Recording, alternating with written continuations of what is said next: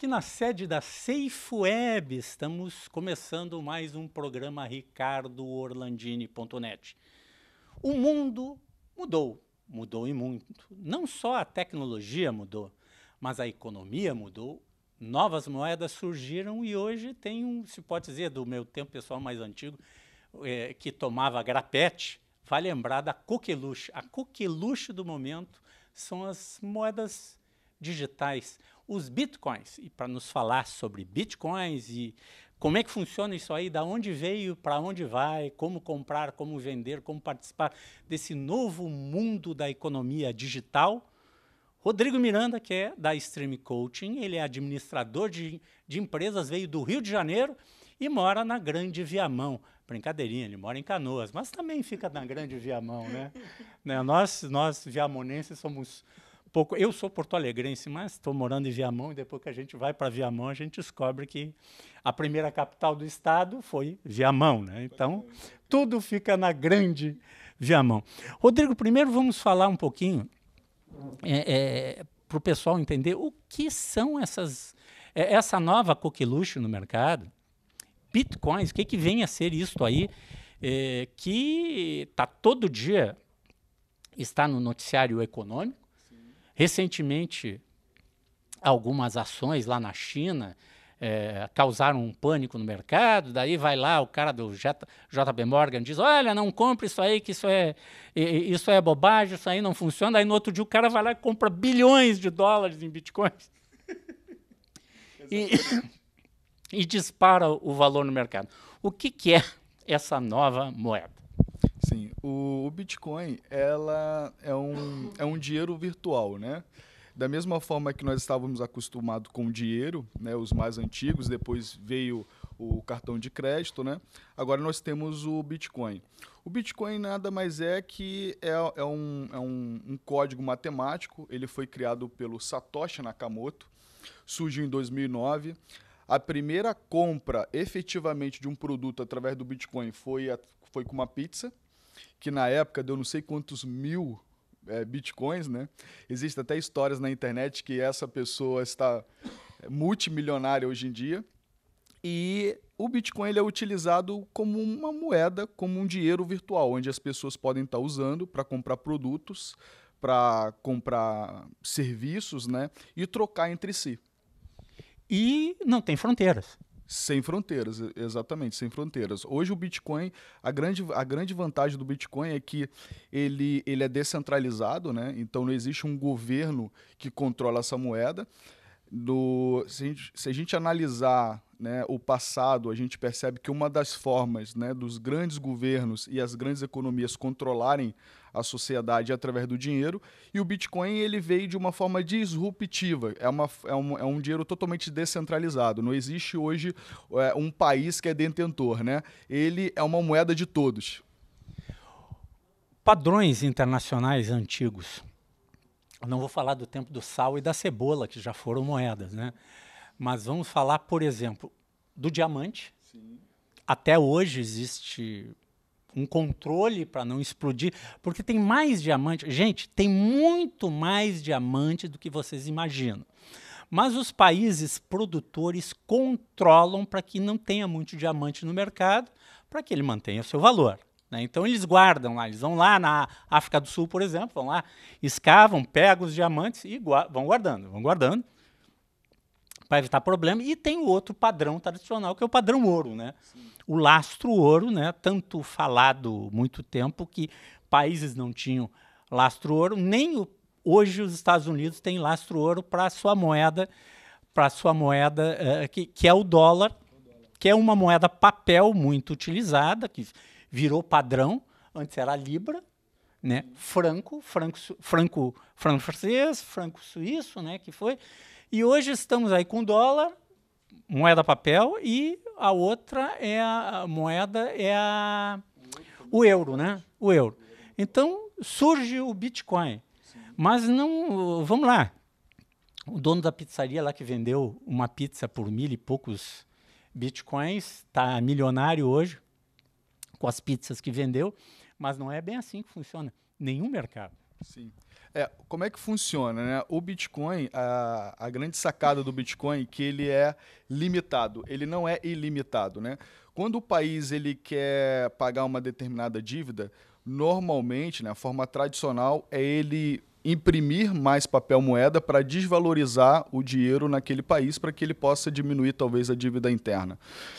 No Bitcoin, quando o Satoshi Nakamoto desenvolveu o modelo matemático da moeda virtual Bitcoin, ele fez de uma forma limitada. Então, no máximo, vai haver 21 milhões de Bitcoins no mundo. Hoje a gente está em 16 alguma coisa, quase 17 milhões.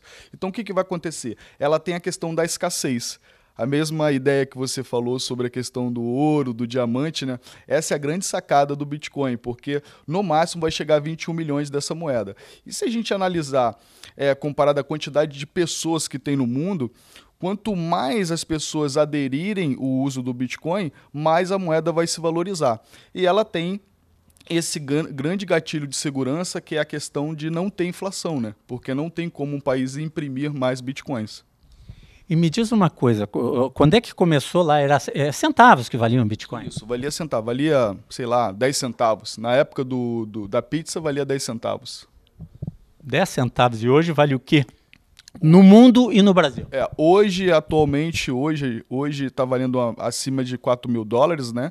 Ela chegou a bater 5 mil dólares, mas teve essa questão das notícias da China, depois a notícia do presidente do JP Morgan também, que teve uma grande queda. Normal, porque em qualquer mercado existe um período de correção, houve essa correção, o mercado já voltou a se tornar comprador novamente, e hoje ela já está acima de 4 mil dólares, e no Brasil acima de 15.500 reais. O presidente do JP Morgan fez mais ou menos o que os irmãos batistas da JBS fizeram aqui no Brasil, né? Exatamente. Jogou notícia, né? Aquelas pessoas que não têm muita experiência no mercado normalmente se assustam nesse período, e é o que a gente chama que é a fase que os tubarões voltam a comprar. Então, os peixes pequenos vendem suas posições e os grandes tubarões voltam a comprar novamente.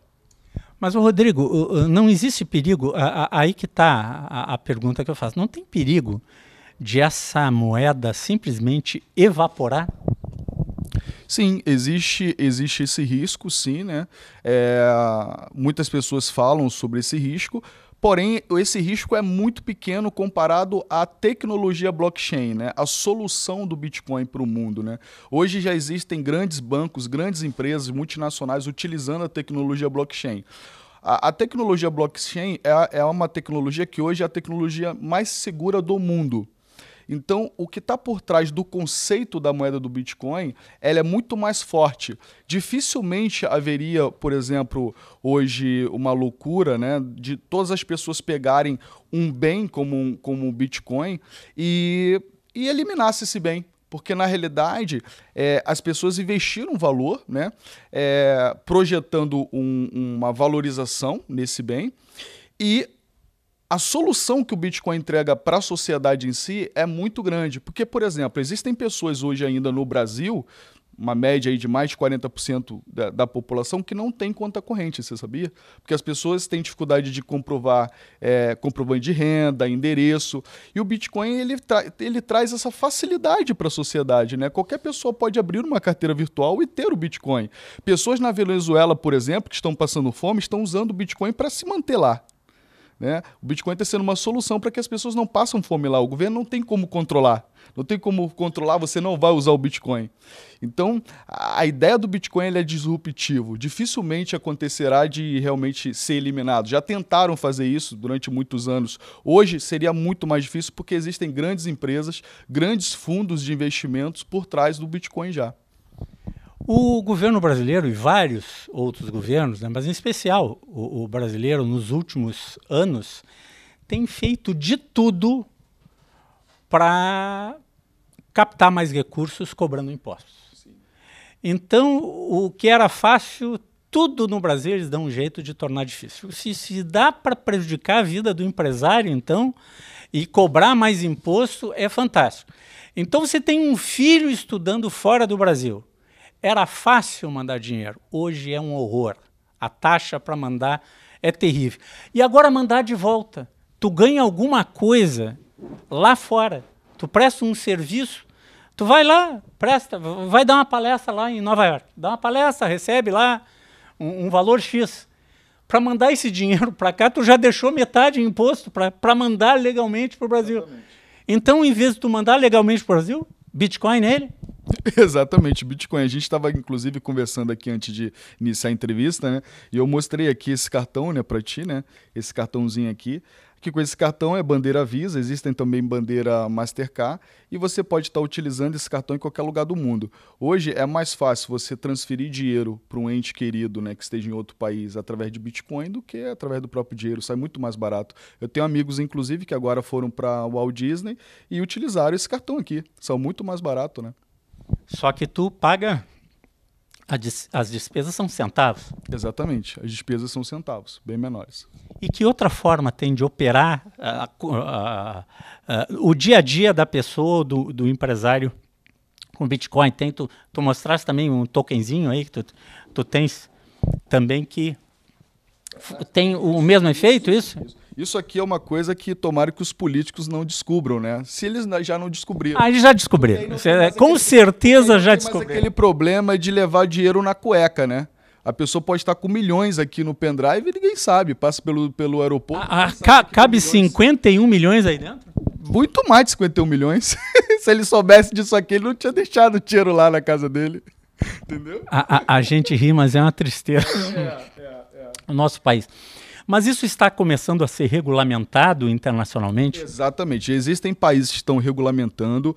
Países de vanguarda, por exemplo, como o Japão. Hoje no Japão você consegue pagar conta de luz, conta de água. Você tem benefícios fiscais ao usar o Bitcoin. A Austrália agora está vindo também regulamentando. Lá eles estão instalando mais de 2.000 caixas eletrônicos. E agora o nosso vizinho, a Argentina, também está instalando mais de 250 caixas eletrônicos, onde você vai poder comprar Bitcoin ou sacar dinheiro através do caixa eletrônico, né? Você vai ali, coloca o teu Bitcoin ali através do cartão de crédito e saca em dinheiro. E aqui no Brasil? Aqui no Brasil, você tem um caixa eletrônico em São Paulo e você pode comprar o Bitcoin através da Exchange. Então, o primeiro passo é você fazer um cadastro através da Exchange, né? Para que como se fosse uma casa de câmbio, onde você vai depositar seu dinheiro lá e aí você vai comprar seus Bitcoins lá. Essa é a forma mais segura. Existem outras formas que é você comprar através de uma outra pessoa, que a gente chama de mercado B2B. Mas o mais seguro realmente é comprar através das Exchange, que seriam as casas de câmbio, né? Rodrigo, quem quiser maiores informações, internet, telefone. Pode me procurar através da internet, né? Bota no Google, Coach Rodrigo Miranda, ou pode me procurar também no canal do YouTube, Universidade do Bitcoin. Você que quer conhecer mais sobre esse mercado de criptomoedas, é só me seguir lá na Universidade do Bitcoin, lá no meu canal do YouTube. Obrigado, Rodrigo, e nós já voltamos. Estamos mais uma vez no restaurante Prince com o Carlos Steyer, proprietário do restaurante. Carlos, da onde veio a mostarda? A mostarda já foi, na verdade, feita pela minha sogra há muitos anos atrás, desde antes do urso branco. Ela já tinha essa. Provavelmente essa ideia ela trouxe lá da Ucrânia, da Rússia, onde eles viviam. Lá ela deve ter conhecido isso e trouxe essa ideia para cá. Mas já desde o início, que eram outras casas que tiveram de meio-dia, comida de almoço. Então ali eles já vinham elaborando essa mostarda, que trouxeram para a noite, então. E Carlos, existem outras mostardas fortes no mercado, em outros restaurantes, mas a tua tem um segredo que tu não revela. Na verdade, o segredo eu não consigo entender direito o que ele é, mas é que o pó da mostarda a gente compra de um local onde ela é realmente mostarda. É um verdadeiro pó de mostarda e depois o resto é o capricho no fazer, no preparar e a essência que, na verdade, tem que importar vem do exterior. Obrigado, Carlos. E para experimentar a mostarda o resto do cardápio do Prince é só de segunda a sábado na Dom Pedro II, 1469. Mais uma vez conosco o Ricardo Kerkhoff, que é vice-presidente de registro do Conselho Regional de Contabilidade do Rio Grande do Sul.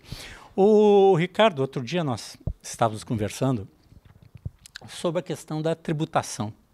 lembrasse o Pedro Gabriel, né? Tem que fazer tudo certinho para evitar de depois ter que contratar um advogado, né? Vamos falar dessas dicas que vocês até recentemente trataram, fizeram um painel no Congresso dos Contabilistas, que falaram dessa questão da tributação no Brasil. Essa questão da tributação no Brasil, hoje ela está... tem até alguns vídeos aí na internet que dizem, né, o Brasil tem que mudar essa matriz, porque nós pagamos impostos a nível escandinavo e recebemos serviços a nível senegalês, né? Então não temos condições de continuar com essa matriz, a matriz está equivocada. Uma das discussões que foi apresentada lá foi a situação de transferir a matriz que hoje está em consumo, né? Eu, consumidor, pagar sobre um remédio, um imposto, pagar sobre uma caixa de ovos, sobre um determinado produto e transferir isso para cima da renda, né? Ou seja, tributar o lucro, tributar as grandes fortunas. Acho que por aí a gente vai conseguir chegar num modelo mais equânime, né? Porque hoje a pessoa tendo uma renda muito baixa, ela paga imposto em qualquer bem de consumo. Enquanto que, inclusive existem números que foram apresentados nessa nossa convenção, ali de 13 a 15 de setembro em Gramado, onde 53% é a carga tributária de quem recebe até 3 salários mínimos. Isso sobre os bens, em função dos bens de consumo. Para quem recebe acima de 150 salários mínimos, é 29%. Então, o que é alto também. É absurdamente alto, mas mesmo assim ele injusto. É injusto, né? Continua o rico recebendo mais benefício e o pobre sendo mais lesado, né? Então não tem como a gente fazer com que um país cresça com uma carga tributária de 53% sobre bens de consumo, né? O pior, o empresário ainda pensa que aquele dinheiro que está sendo pago ali está muito caro. Opa, calma aí, então nós temos que mudar a matriz tributária, é mais um enfoque. Porque o empresário, quando ele vende um produto, o imposto está embutido e ele não recolher na matriz, né, tributária dele, ou seja, não recolher aquele imposto, ele se torna sonegador.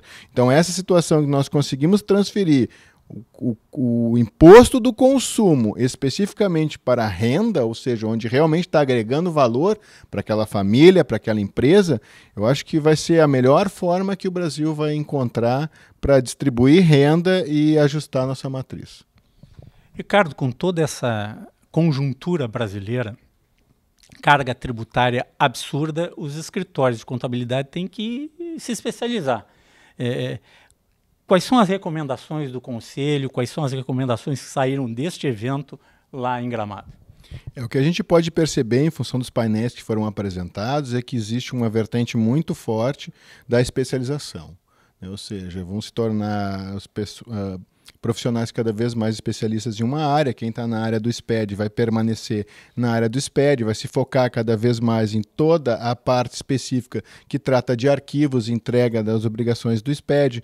Quem está na área de comércio internacional vai se focar nisso, né? A área de pessoa física, principalmente, né, que tem exigido cada vez mais profissionais com as malhas finas mais apuradas da Receita Federal, haja vista a própria e-financeira, né, que vem cruzando informações a partir de R$5.000 de movimentação em uma conta de pessoa física. A Receita Federal já coloca uma lupa em cima do banco para saber o que está sendo movimentado. Os próprios depósitos, uma empresa que vai fazer um depósito hoje em banco, se ela depositar mais de R$10.000 em espécie, o próprio gerente do banco é obrigado a perguntar para ele qual é a origem daquele valor. Então isso já está estabelecido como regra hoje na sociedade e nós cada vez temos que nos tornar mais especialistas nas áreas para orientar bem o nosso cliente. E tu achas o sentimento da classe? Porque assim, no passado tudo era feito no papel, a sonegação era muito mais fácil, tu não declarava, tu não pagava, não emitia nota, etc. Hoje, se tu compra um produto para tua venda, tu tem lá um supermercado, tu compra 100 quilos de arroz, de alguma maneira a Receita Federal sabe que tu comprou porque foi emitida uma nota fiscal. No momento que foi emitida uma nota fiscal de um CGC para outro CGC, o estoque está lá e o governo começa a controlar isso cada vez mais. Qual é a tendência? A tendência é, com o tempo, a carga tributária cai porque vai aumentar a arrecadação, porque está tudo tão controlado ou não? O normal seria isso acontecer, mas isso existe uma premissa anterior, né? A premissa do governo gastar menos. Né? Sobre o aspecto de vista do controle, seria uma situação de apertar um botão e nós não teríamos mais a situação, não teríamos mais essa situação específica aí de o governo querer fazer malha posterior. Isso seria online. Né? Ou seja, eu estaria com a minha declaração de imposto de renda feita a partir da minha movimentação. Hoje já existem mecanismos para promover isso. A Receita Federal só não faz isso porque ia ser uma chuva de malha, né, fina, e não teria condições de conseguir atender a todos. Então, sim, a única expectativa que nós temos é a mudança. A mudança é fato e quem continuar pensando no papel e continuar pensando que há forma de burlar isso, vai estar com os seus bens cada vez mais comprometidos. Obrigado, Ricardo, e até uma próxima oportunidade. E vamos conversar agora com o Luciano Cheve, empresário, que é diretor de canais da SafeWeb. Luciano, eu gostaria que tu nos falasse um pouquinho o que é certificação digital, que é tão importante para todos nós. Olá, Ricardo. Olá, ouvintes. O certificado digital ele é um documento que é uma tecnologia que proporciona validade jurídica às transações feitas pela internet. Então, é através dele, por exemplo, que uma nota fiscal eletrônica ela é aprovada na Secretaria da Fazenda e que se tem, então, por parte da Secretaria da Fazenda, a garantia de origem e da validade jurídica, né, dessa emissão. Outra coisa que tu falasse, a nota fiscal eletrônica, outro dia eu comprei uma determinada coisa, veio a nota pela internet e daí eu descobri depois que ela fica disponível o resto da vida para mim, a nota fiscal, né? Através da chamada chave de acesso, você pode consultar na base de dados da Secretaria da Fazenda, durante o período ali, a princípio 30 anos, você quer, por exemplo, acionar uma garantia de um produto defeituoso, você não precisa ter o papel em mãos, você com a chave de acesso, consulta na base de dados, imprime uma cópia se necessário e encaminha, né, o teu produto para garantia. Então se tornou muito mais ágil, mais fácil, não tem aquela questão de, poxa, onde é que eu coloquei a nota, né? Ela está disponível 24 horas através de um smartphone, um tablet, enfim. Legal. Luciano, vamos falar um pouquinho. A SafeWeb já tem alguns anos de atividade, aí já atuava antes de 2001, quando o Fernando Henrique fez a legislação da assinatura digital eletrônica, dando validade jurídica a isso aí. Como é que foi, como é que é montar esses canais de distribuição? Porque a SafeWeb não atua em Porto Alegre, não atua no Rio Grande do Sul, atua em todo o Brasil. Exato. Lá em 2001, quando então Fernando Henrique Cardoso assinou a Lei Complementar 2200, a medida provisória 2200, nós tínhamos ali um grande desafio, como levar esse processo para o interior do estado, como massificar esses pontos de atendimento a ponto de atender o pessoal que está mais distante, né, das capitais. Isso não só no Rio Grande do Sul, como em qualquer estado brasileiro. Na oportunidade, então, quando se começou, nós fazíamos presencialmente esses atendimentos, quer dizer, nós íamos aqui de Porto Alegre até, por exemplo, Uruguaiana, até Florianópolis, até Chapecó, enfim, tentávamos atender presencialmente essa demanda. Só que com o passar do tempo, a demanda foi aumentando bastante e aí então era impossível a gente fazer isso presencialmente nós mesmos. E aí a gente começou então a ver meios de se ter um processo legal e que proporcionasse uma capilaridade a ponto de você ter no Brasil inteiro pontos para atender os empresários que precisavam de certificados. Então se criou a figura dos postos de atendimento, inclusive os postos de atendimento eles são uma figura formalmente existente na estrutura do ITI, que é o órgão que regulamenta a certificação no Brasil. Então existem os chamados postos provisórios, né? Ou seja, existe uma legislação que prevê que para você abrir um posto você tem que ter uma estrutura assim, assim e assim. E dessa forma foi feito, quer dizer, se atendeu os requisitos e se foi abrindo, então, postos no Brasil inteiro. E é lógico que o processo de seleção desses parceiros, ele obedece a uma questão bastante rigorosa de idoneidade, de instalações físicas proporcionais para receber um empresário. Então, isso é um desafio bastante grande. E a gente acabou tendo aí, digamos, um sucesso bastante grande, eu diria, porque a gente conseguiu, de alguma forma, ter ao nosso lado parceiros assim bastante interessantes, né? Entidades empresariais, associações comerciais, sindicatos de lojistas, sindicatos de contadores. Então, dessa forma, se foi criando uma rede e que hoje ela nos representa em todos os estados da Federação, Distrito Federal, inclusive. Não é fácil, é um processo diria que quase que um garimpo, né? Mas com trabalho, com empenho, a gente conseguiu montar essa estrutura, principalmente aí nessas entidades empresariais. Só nesse garimpo tu já desse algumas voltas ao mundo no Brasil. Vou dizer que... Qual é a tua milhagem? A milhagem é bastante grande. Eu diria que do Oiapoque ao Chuí, aí são poucos os locais que eu ainda não tive, ou que, digamos, parceiros nossos.